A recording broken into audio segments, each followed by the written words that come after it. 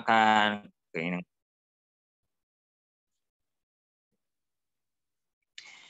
Bismillahirrahmanirrahim. Fa idza nazalu ila sama'il huquqi. Maka apabila mereka turun ila sama'il huquqi kepada hak-hak langit, awil ardil khudri atau kepada bagian-bagian yang ada di bumi, fabil izni maka itu dengan sebab ada izin, wa tamkini dan sebab telah ditetapkan, ditempatkan.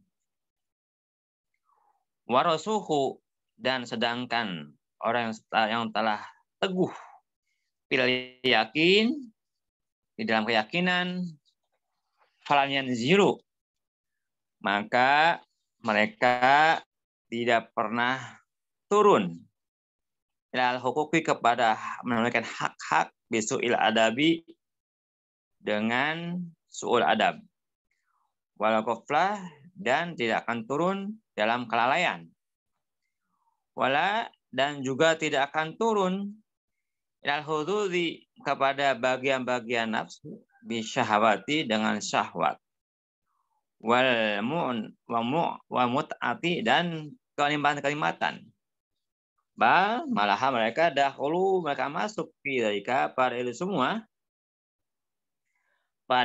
baik itu menunaikan hak dan menunaikan hak dan mendapatkan bagian-bagian dirinya billahi dengan kekuatan Allah wa ilahi dan karena Allah wa minallahi dan semua dari Allah wa ilallahi dan nanti kembali kepada Allah.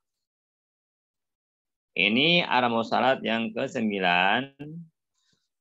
menyatakan tentang apabila seseorang telah turun, artinya menunaikan hak-hak Allah yang menjadi kewajiban seseorang. Atau dia lagi menikmati bagian dirinya. Nah, baik itu makan, minum, pakaian, dan sebagainya. Pabili izni, maka itu semuanya disebabkan karena ada izin dari Allah. Watam kini dan karena disebabkan ada penetapan dari Allah. Jadi semua orang yang bisa menunaikan hak Allah yaitu beribadah, baik ibadah sendirian maupun ibadah yang menyangkut berhubungan dengan manusia, baik itu dalam hal sholat berjamaah atau jumatan atau lain-lainnya, menengok orang sakit, membantu orang miskin yang kesusahan, atau dia mendapatkan bagian dirinya yang diumpamakan atau diserupakan dengan bumi. Sementara tadi ketika kita menunaikan hak Allah itu diserupakan dengan langit. Maka itu semua adalah karena izin Allah. Orang bisa ibadah karena izin Allah. Orang bisa berjamaah karena izin Allah. Orang bisa jumatan karena izin Allah. Orang bisa nengok yang sakit karena izin Allah. Ada orang yang bisa membantu orang miskin, kesusahan itu juga dengan izin Allah. Watamkin dan juga karena telah ditetapkannya oleh Allah orang itu. Atau telah didudukannya orang itu oleh Allah pada tempat-tempat tadi. Nah, jadi orang-orang yang sudah yakin, sudah musyahadah, sudah usul, itu dia harus merasa bahwa dia bisa melaksanakan hak Allah sebagai kewajiban dia, itu karena ada izin Allah.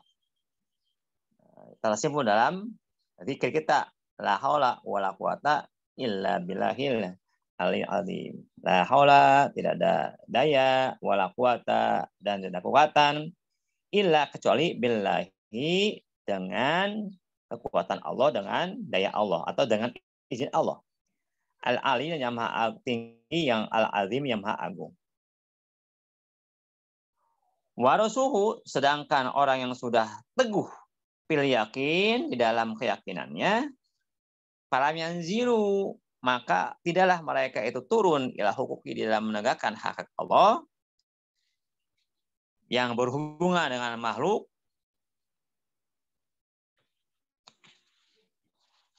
bisu'il adabi, dengan su'il adab, wal ghaflati, dan lalai. Misalnya kita berhubungan dengan makhluk Allah. Siapapun dia, itu harus dengan adab. Baik dengan orang solehnya, baik dengan orang yang awamnya, baik dengan orang yang durhakanya, bahkan dengan orang kafir pun harus tetap punya adab. Karena itu semuanya makhluk Allah. Karena Allah yang telah menciptakannya.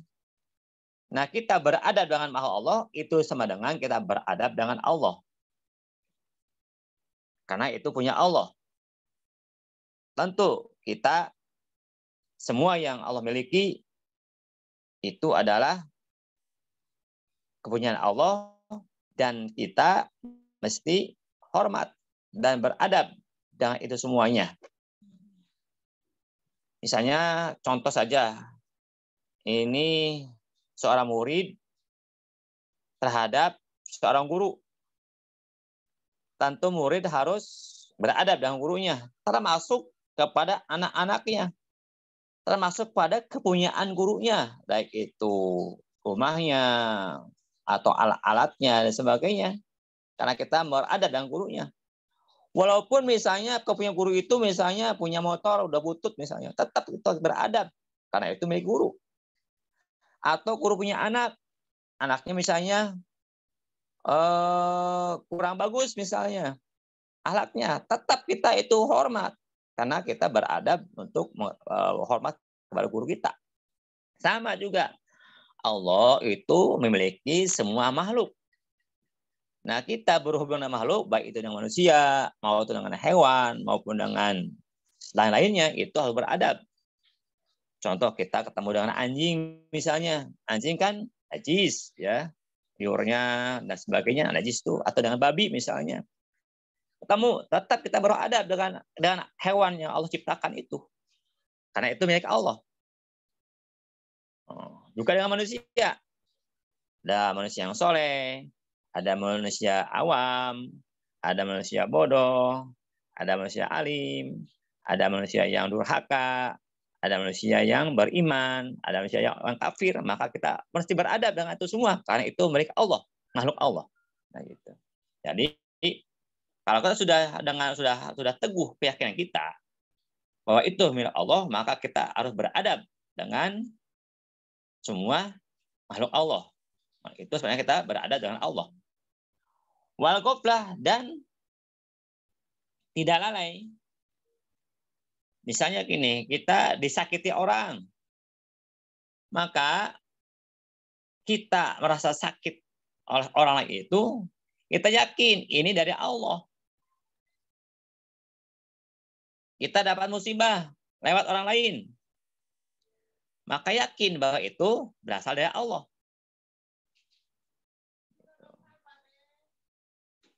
Nah, kalau demikian, maka kita sudah beradab. Kalau semua yang kita alami, baik itu senang maupun susah, itu berasal dari Allah. Karena Allah yang menciptakannya. Itu kalau sudah teguh keyakinannya. Dan pasti dia akan menerima kesusahan yang disebabkan oleh makhluk yang menimpakan kepada dia. Itu salah satu buah daripada orang yang sudah teguh imannya, sudah teguh keyakinannya kepada Allah Subhanahu wa taala. Mungkin yang dialami kesusahan atau musibah, mungkin dia yakin bahwa ini adalah balasan dari Allah. Karena gak layak kesalahan yang kita lakukan itu dibiarkan. Sehingga Allah timbulkan menjadi siksaan kepada kita lewat makhluk Allah. Kita akan sadar dan kita akan istighfar. Kita akan kembali kepada Allah. Wala ila hududi, dan juga tidak akan turun seseorang kepada bagian-bagian nafsu bisyahwati, dengan syahwat, wal mut'ati, dan kesenang-kesenangan. Misalnya kita makan, minum, berpakaian, terus punya rumah dan sebagainya. Kan tidak jarang juga ulama-ulama besar juga punya pakaian bagus, punya harta melimpah, punya rumah bagus. Nah, itu tetap mereka beradab dan tidak lalai daripada Allah. Baldahalu, tetapi mereka masuk tidak pada itu semua, pada hak-hak Allah, menunaikan hak Allah, dan di dalam mendapatkan bagi-bagian dirinya yang bukan dengan nafsu dan dengan bukan merasa senang, tapi adalah billahi, dengan sebab izin Allah, wa ilahi, dan karena Allah, wa ilahi, dan dari Allah semuanya, wa ilahi, dan nanti akan kembali kepada Allah. Itu buah orang-orang yang sudah sampai kepada Allah, bahwa dia yakin bahwa semua yang dia alami itu billah, karena kekuatan daya upaya dari Allah. Walillah, dan dia berupaya itu semua itu lillahi, untuk Allah. Beramal, bergaul untuk Allah. Wa minallahi, dan itu semuanya juga itu yang dia dapatkan, baik itu kesenangan maupun dia dapat beramal soleh, maupun dapat musibah dan sebagainya yang dia alami, semua yang dialami minallah, itu dari Allah semuanya. Nah, kemudian wa ilallahi, dan nanti semuanya akan kembali kepada Allah, sehingga dia itu nothing tulus orangnya. Artinya memang dia tidak punya apa-apa dan tidak memiliki apa-apa, tidak punya kuasa apa-apa, ya nothing tulus aja, umat Allah gitu. Dan ini orang yang merdeka, orang yang merdeka. Orang yang sudah merdeka dengan dia dekat dengan Allah. Semuanya kembali kepada Allah. Dekat Allah. Nah, ini orang yang sudah nuzul, ya, sudah apa? Sudah fana dengan Allah. Itu saja Mama sekalian yang bisa saya sampaikan. Mudah-mudahan manfaatnya. Mohon maaf bila ada kesalahan. Wassalamualaikum warahmatullahi wabarakatuh. Waalaikumsalam. Wah, Tony, cuman kita berdua, Tony. Duaan aja nih, yang lain kalau masuk. Iya, pada nggak tahu. Di sini hujan gede mana? Oh, yang gede ya. Gede di sini. Orang Bogor nanti ada hujan. Oh iya. Sampai aku nggak dengar tadi. Ya. Saking gedenya. Oh gitu. Tumben ini. Hujan biasanya rintik-rintik, sekarang hujan gede banget. Sampai oh gitu. Ini pada itu. Angin nggak ada. Ada angin nggak ada? Nggak ada. Cuman kayak dipompain gitu, saking gedenya. Ya. Udah tadi mulai mama ngaji tuh udah hujan. Oh gitu. Dan berkah. Hujan berkah. Badai Kamang Ayub nggak? Ya Allah, saya nih pagi-pagi ada acara ini dulu, anak-anak mau tes anak-anak SD. Mungkin jam 10 selesai barangkali, setelah itu baru ke sana, insya Allah. Oh iya. Jadi oke. Muka-muka ketemu ya. Saya cari dari Bogor itu ini barengannya itu ternyata ya. TIA itu nyunatin itu. Jadi santrinya itu yang biasa aktif gitu pada datang ke sana. Oh iya. Bang Usman, Bang Aceh, itu mau saya ajak, Bang Soleh. Pada sibuk ya. Ya, pada kesunatan itu baca itulah apa? Mahaban apa itu? Baca apa itu? Kalau sunatan itu? Marhaban ya. marhaba mungkin. Saya nggak diundang sih, kalau diundang datang ke itu kan nggak enak, itu kan bukan pesantren maksudnya. Kalau pesantren nggak diundang datang langsung nggak apa-apa, kalau anaknya itu kan harus ada undangan kan. Yang akan mau lain ibaratnya ya. Ya kan yang akan rumah orang lain ibaratnya gitu ya, jadi nggak nyaman kayaknya. Itu pun di Ciomas, Mang, bukan di pesantren. Daerah Ciomas itu. Tinggalnya kan di sana. Aku mau datang, aku nggak diundang. Terus kalau di pesantren kan acara pesantren nggak diundang, nyelonong aja nggak apa-apa kan. Iya, kayak rumah sendiri ya kalau pesantren ya. Ya ini orang lain, ya udah deh. Yang ke sana tuh Mang Usman. Biasanya Mang Usman tuh suka tuh saja-aja gitu. Iya. Hari ini nggak mau. Waduh, Mang, aku udah disuruh ibu baca mahaban sama Mang Aceh katanya. Aduh. Ya udah deh. Jadi saya nanti sendirian ini. Iya, nggak ada yang lain. Mami Jal ini nggak ada ikut yang lain, Mami Jal atau siapa gitu. Kalau Mami Soleh sama juga. Lagi nggak enak badan, tadi pagi WhatsApp saya. Jadi sendirian deh, nggak apa-apa lah, ntar pelan-pelan.